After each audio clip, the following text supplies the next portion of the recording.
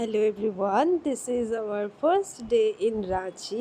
আমরা খুব সকাল সকাল রাঁচিতে পৌঁছে গেছিলাম 6:30 নাগাদ। তারপরেই আমরা একটু হোটেলে গেলাম, ফ্রেশ হলাম, ফ্রেশ হয়ে রেডি হয়ে গেলাম এবং ব্রেকফাস্ট সেরে আমরা বেরিয়ে পড়েছিলাম আমাদের ফার্স্ট ডেস্টিনেশনে। এই যে আমরা সকলে ছিলাম, আমরা টোটাল 13 জন ছিলাম, আমাদের গাড়ি আগে থেকেই বুক করা ছিল।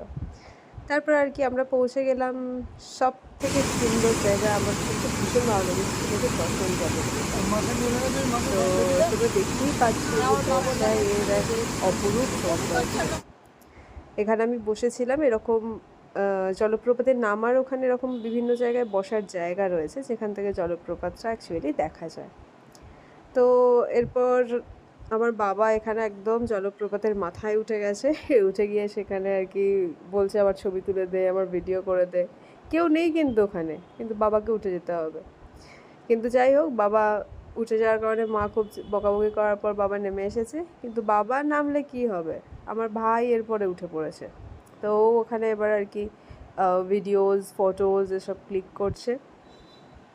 তো যদিও আমার অতটা সাহস নেই অত ওপরে ওঠার, আর ওটা খুব ডেঞ্জারাসও বটে, কারণ কোনোভাবে যদি স্লিপ হয়ে যায় মানে খুবই সেটা প্যাথেটিক ব্যাপার হয়ে যাবে। যাই হোক, তো আমি একটু এখান থেকেই নিচে থেকে একটু যতটা পেরেছি ভিডিও করেছি।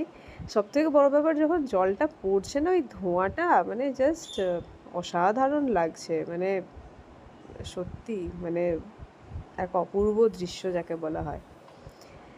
তো যাই হোক, তো আমরা এখান থেকে ওঠার পর মানে এখানে কিছুটা টাইম এনজয় করার পর আমরা উঠে পড়ছিলাম। কিন্তু নামতে যতটা ভালো লেগেছে, যতটা ওয়াটারফলে এনজয় করেছি, ওপরে উঠতে হাল খারাপ। তাই জন্য আমরা একটু ছোলার চাট খেয়ে এনার্জি সংগ্রহ করে নিলাম, করে নিয়ে আবার ওপরে উঠতে থাকলাম।